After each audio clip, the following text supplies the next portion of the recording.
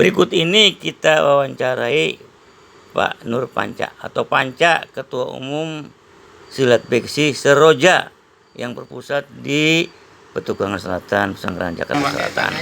Assalamualaikum warahmatullahi wabarakatuh. Bang Panca, apa kabar Bang Panca? Waalaikumsalam warahmatullahi wabarakatuh. Tolong bicara Pak, tolong bicara masalah Beksi ke depan ini supaya lebih maju lagi Pak.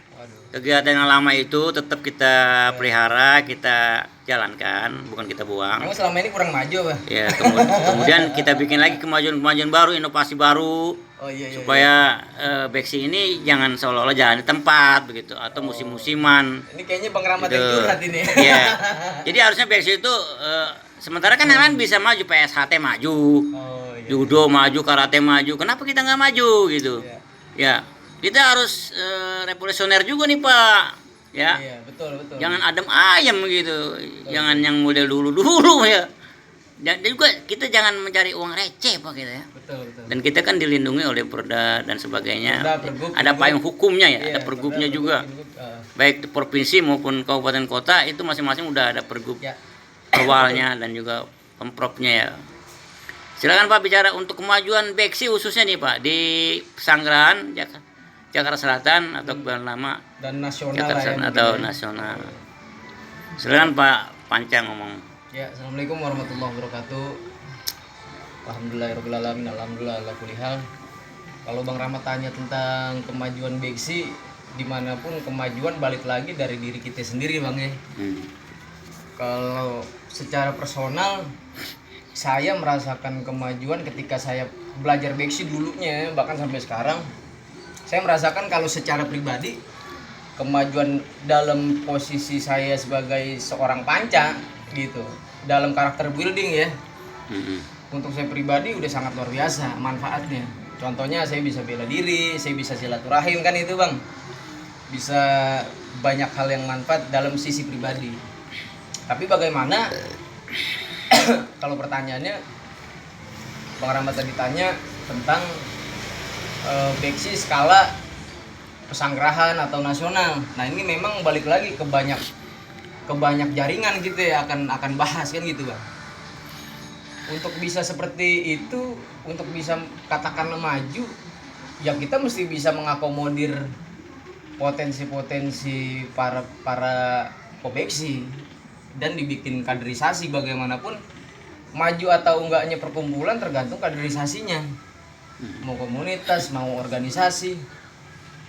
Jadi kalau saya sebagai tokoh muda di Beksi ya dan mewakili keluarga Kong Haji Hasbuloh, saat ini justru saya miris melihat Beksi. Orang bilang Beksi maju, orang bilang sekarang Beksi punya begini. Mirisnya kenapa? Karena kekuatannya terpecah-pecah, potensialnya terpecah-pecah karena kita ini masih punya sekat satu sama lain yang punya kepentingan masing-masing. Seharusnya kita bisa melepur kepentingan kita, bagaimana Beksi maju, selesai udah. Dan bagaimana kita berdikari, itu yang mesti kita garis bawain. Karena mau sampai tahun jebot juga, mau sampai nanti tahunnya lindung bebulu, nggak akan maju kalau, dan akan begitu aja kalau kita masih punya kepentingan sempit, yang mana setiap potensial ini kita nggak gali dari masing-masing tokoh Beksi gitu. Jadi dan sekarang ini udah mulai tumbuh kan nih, era-eranya saya nih, yang muda-muda banyak nih, yang udah mulai banyak tumbuh jadi guru, jadi pelatih. Nah inilah yang mesti bagaimana bisa kita akomodir.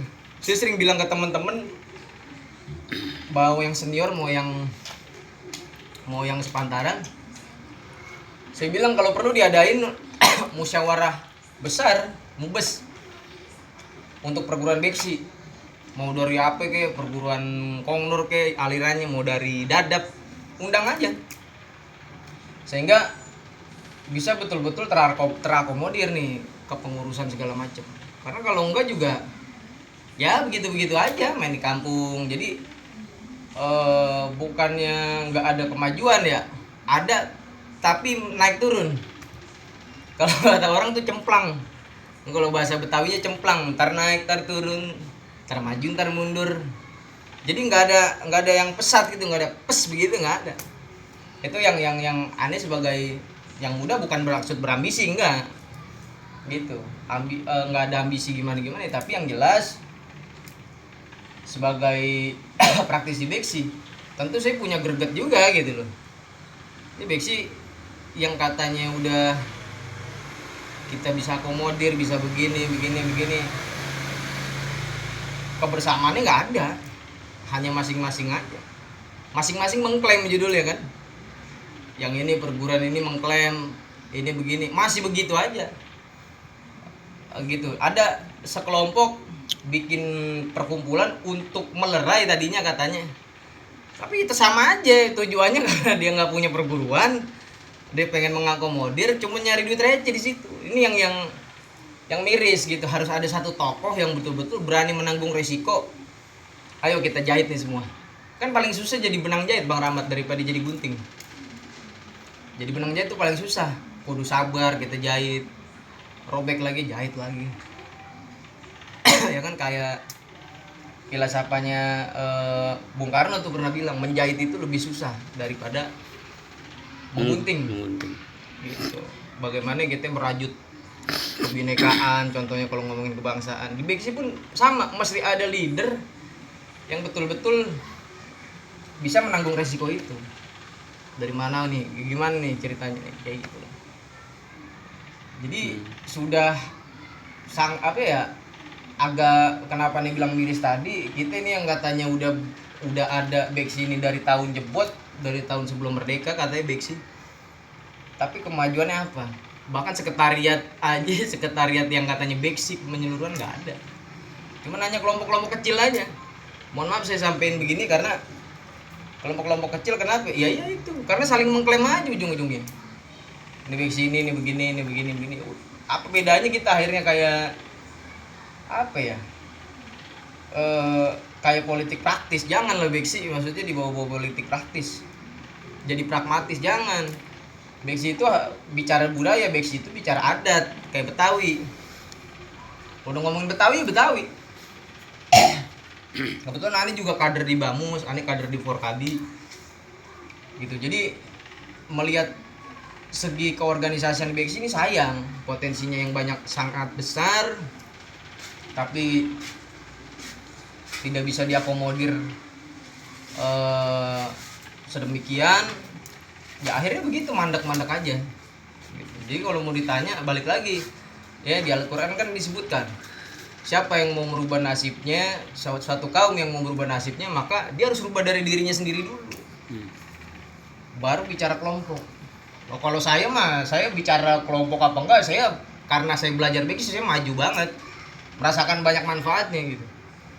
Saya bisa punya mentalitas yang bagus, saya punya karakter building yang bagus, itu gara-gara beksi gitu. Tapi bicara menyeluruh, kalau kita ngomongin skala besar, nggak ada kemajuan, mandek aja. Seharusnya hari ini kita udah bisa nasional, hari ini kita udah bisa internasional bahkan. Tapi apa? Ya itu kampung. Ngomongin Bayoran Lama, ini punya wilayah saya. Ngomongin Jagakarsa, ini wilayah beksi saya. Ngomongin wilayah Larangan Cipadu, itu wilayah beksi saya. Wilayah Petukangan, ini beksi saya. Wilayah apa kapan mau pada ngaku-ngaku gitu? Bekia-kiaan kalau kata orang dulu. Gitu. Jadi inilah udah saatnya kita bongkar kebiasaan yang lama, main adat jelek. Bagaimana kita masuk dan membenahi segi organisasi. Lihat bagaimana PSHT hari ini. Mohon maaf, bukan saya ngebangga-banggain perguruan lain, cuman kita mesti belajar menengok juga kepada tetangga ya gitu. Bagaimana sih dia bisa maju gitu. Bagaimana guru-gurunya sejahtera. Itu kan karena apa? Karena di manajemen. Setiap palang pintu ada kasnya, setiap main ngajar sekolahan ada kasnya. Sehingga gurunya sejahtera, guru-guru itu bisa punya mobil, bisa naik mobil mewah. Karena itu. Kalau kita kan lain gitu. Sekelas katanya guru besar aja naiknya Mio Pencot. Kan malu-maluin itu sebenarnya. Itu kan ikon beksi gitu. Cuman kadang-kadang kita mau angkat juga medet juga kan gitu. Barangkali Nah, masih guru-guru besar masih banyak yang jalan kaki, Pak. waduh banyak itu ya. Bahasa banyak yang Padahal- rumahnya pada ngontrak, Pak. bukan kontrak lagi, kadang-kadang sampai listriknya udah macet itu. Sampai nunggak Nah, kontrakan, Pak. Iya, makanya mudah-mudahan daerah saya nih yang muda ada nih tumbuh-tumbuh generasi yang berpikir ya kan. Ada tuh Bang Wahyudi di Jagakarsa pikirannya sama saya, terbuka. Bang Reza di Bayoran ya kan. Insya Allah nanti kita berbenah lah ya dari yang muda-muda. Rosikin gimana? Rosikin termasuk. Ya mudah-mudahan di eranya saya kita bisa WWC lebih maju, yang lebih bekelime dah ya enggak. Mudah-mudahan. Yang penting jangan pakai adat. Adat-adat jelek dibuang dah, ya enggak. Itu bagaimana kita pakai otak sekarang. Pakai akal. Apalah tatafakaru, apalah takilun. Gunakan otak kita buat berpikir. Bukan buat yang kagak-kagak gitu kan. Nah itu yang saya mungkin jatuhnya bukannya saya berambisi ya, cuman karena kita di kader juga di Betawi, ya saya nyampein gitu. Beksi bagian daripada Betawi. Masa mau gitu-gitu aja ya nggak? Gitu. Bang Bahtiar aja udah pada main di TV no, ya kan? Bang Bahtiar udah main di TV no, cingkrik. Artinya masih ada keseimbangan. Bagaimana beliau mau ngajak ke TV, lu nya aja kagak siap, kata Bang Bahtiar begitu kira-kira. Siap nggak lu mentalnya, siap nggak lu gaya lu, siap nggak lu setelan lu, kan begitu. Masalah kesiapan. Jadi kalau dibilang potensinya besar, semua punya potensi. Cuma bagaimana kita bisa mengakomodir, mau segi apa. Kalau segi masing-masing mah ya dapat cuman receh-receh doang bang. Hari ini bagaimana Beksi bisa dapat omset miliaran tuh. Bagaimana Beksi setahun anggarannya bisa dapat 5M. Jangan bicara 1 juta 2 juta Betawi, waduh. Dia enggak. Jadi di situ dah kira-kira. Dan Beksi itu udah seharusnya yang katanya dari tahun jebot sebelum zaman Belanda udah ada. Kemajuannya mana? Itu yang mesti kita dobrak nih pikiran kita. Apa kemajuannya? Itu tadi yang dia bilang. Ani masih miris ngelihat guru-guru kita yang ikon kita. Ani juga berapa kali tuh mau ngerapain, ntar dikata lagi sama netizen, oh lu ngomong doang lu, ini nggak berbuat aja. Ani berapa kali mau ngerapihin juga, cuman kadang-kadang yang tua juga medet. Mohon maaf nih, mohon izin, nggak punya sikap. Kita lagi mau pola begini, nggak punya sikap, ntar begini lagi. Ya ini mah sebagai curhatan juga, curhatan saya gitu.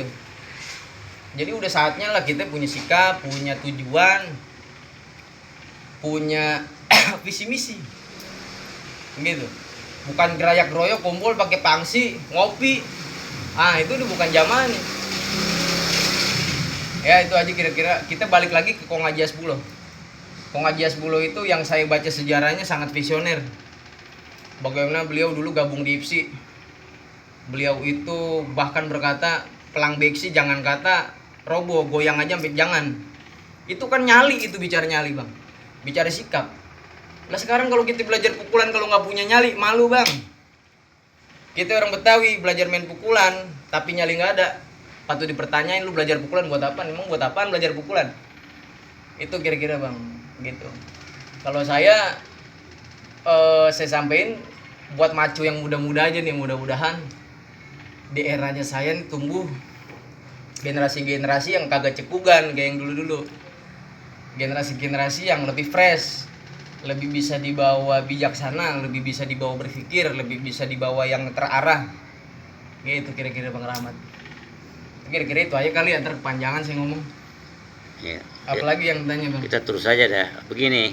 Tadi kan nanti cukup banyak ngomong, sekitar 13 menit Pak nih. Oh, 13 Panca. menit. Cukup banyak kan? Nah ini perlu saya masuk juga dikit ya. Jangan ente aja, wartawan ngomong juga dikit. Betul. Pertama, kepada orang-orang Beksi, terutama orang-orang yang udah pantas ngomong di media sosial ya. Iya. Kan saya wartawan media sosial ini. Itu hendaknya saya mengharap mereka itu jangan alergi kepada wartawan seperti saya, kan gitu. Saya kan alergi, saya kan sebenarnya bukan alergi kali bang, dia emang nggak biasa dikamerain begini. Nah itulah, jangan begitu, jangan a priori juga gitu. Kita harus welcome kepada zaman terbuka. Zaman apa ya? Ini zaman reformasi, zaman apa ya? Atau zaman perubahan dan sebagainya, era orang bilang keterbukaan. termasuk era Jokowi ini, jangan begitu lagi, jangan a priori. harus welcome, jangan alergi gitu ya. Ini bukan soal duit, saya nggak naripin gitu ya, dan sebagainya gitu.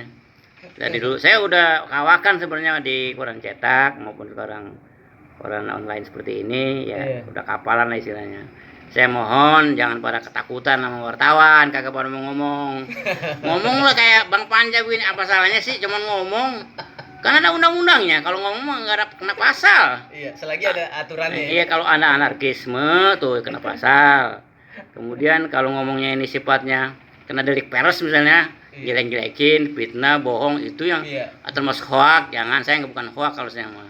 Ngomong aja nih orang-orang beksi, tokoh-tokoh beksi, guru-guru beksi. Ngomong supaya maju kita. Masa hati apa sih apa tuh yang lain-lain aja yang maju. Bahaya kita nggak boleh maju gitu. Nutup pintu komunikasi itu bahaya. Ya kan sama-sama makan nasi gitu ya. Sama-sama manusia gitu ya. Ya udah majuin aja gitu dan ngomong kayak Bang Panjang ngomong gitu ya. Saya juga sering banget ngomong di online kagak ngapa-ngapa ya gitu. Kemudian orang-orang beksi pun ngomong, jangan bisa kepelan doang gitu ya.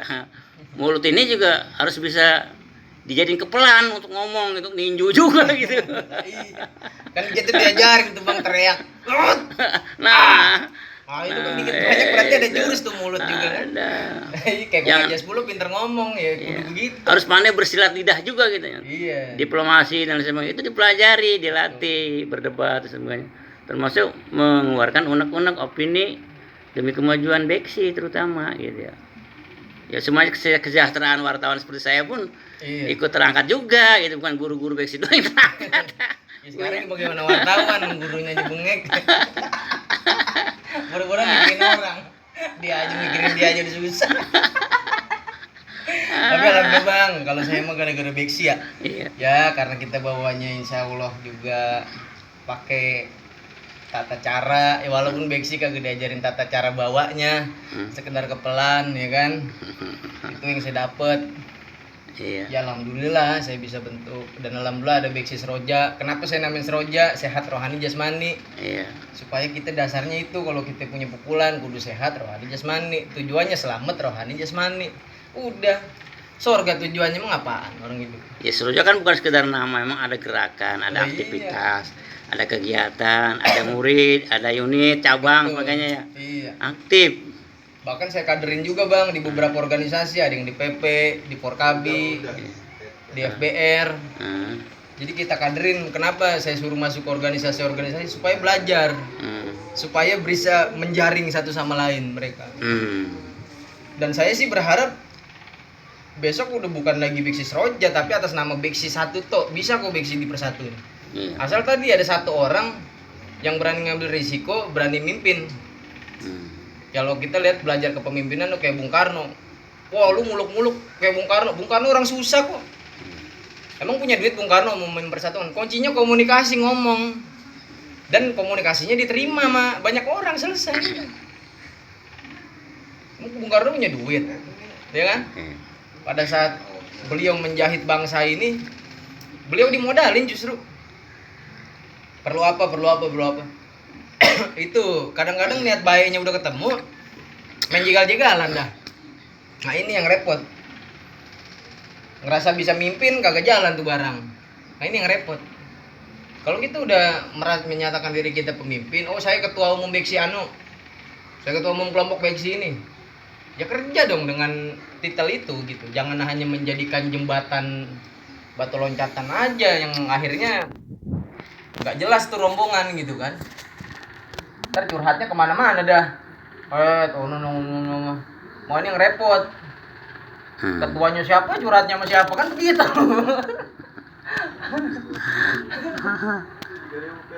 Ya saya, kalau ente kan bukan ngomong aja, memang ada kegiatan seperti buka panggung waktu itu ya. Iya alhamdulillah. Mengundang para pesilat atau perguruan.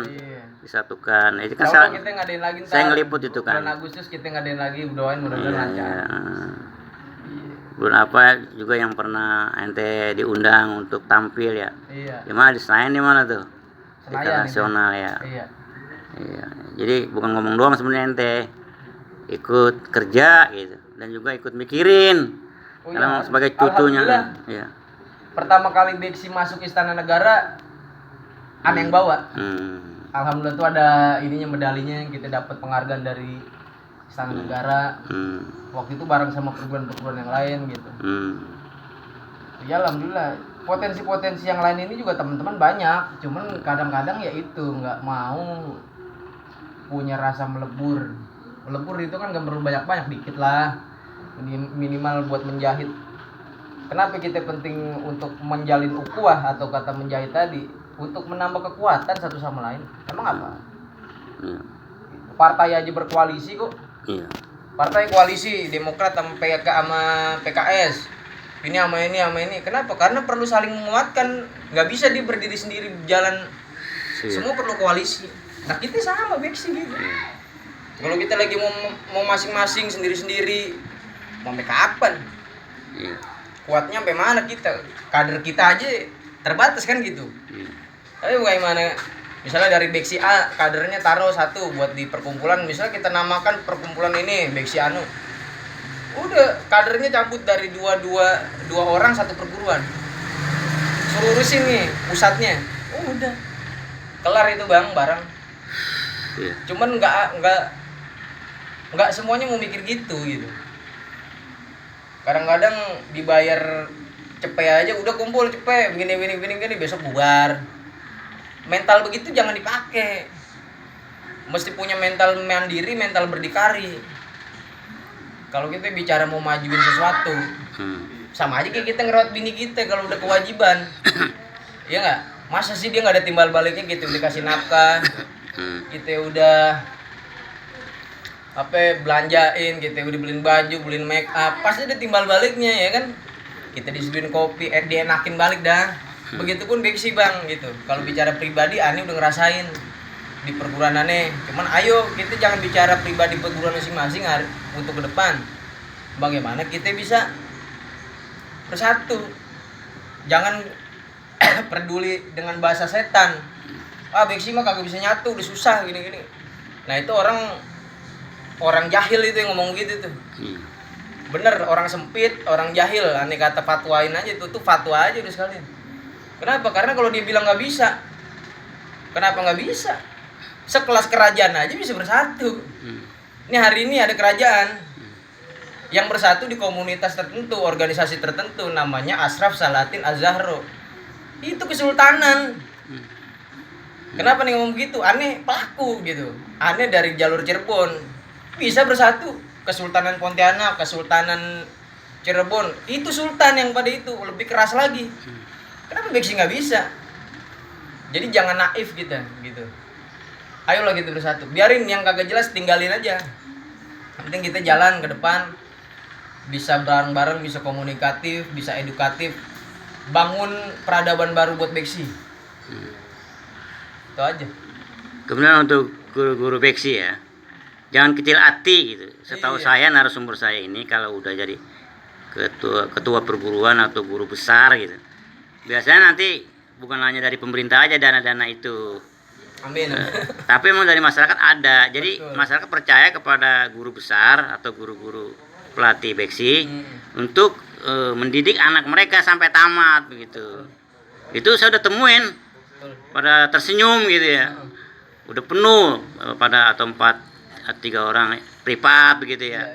Yang dulunya ke privat sekarang privat. Bisa penuh seminggu itu, bisa lebih kadang-kadang gitu. Jadi jangan kecil hati gitu. Jadi jangan hanya mengharapkan dari pemerintah, dari masyarakat pun nanti kalau kita bersikap berniat baik, kerja terus. Hari ini mindsetnya jangan hanya kita mengandalkan pemerintah, tapi bagaimana membantu pemerintah. Membantu maksudnya apa? Iya kan, kita bukan minta duit, minta apa. Bagaimana membantu dengan kita melatih sepuh hati, berdikari, mau bersatu. Itu membantu pemerintah. Karena sesuatu yang pecah belah, anggarannya sangat besar Bang, untuk mempersatukan. Anggarannya sangat besar. Tapi semakin kita cair satu sama lain, ya udah gampang, bisa diatur itu. Kalau udah kompak, mana saja bisa kita gotong, bahasanya begitu. Iya. Itu aja dulu Pak ya? Ya oke, gitu aja dulu. Assalamualaikum warahmatullahi wabarakatuh. Waalaikumsalam warahmatullahi wabarakatuh. Ada 24 menit Pak.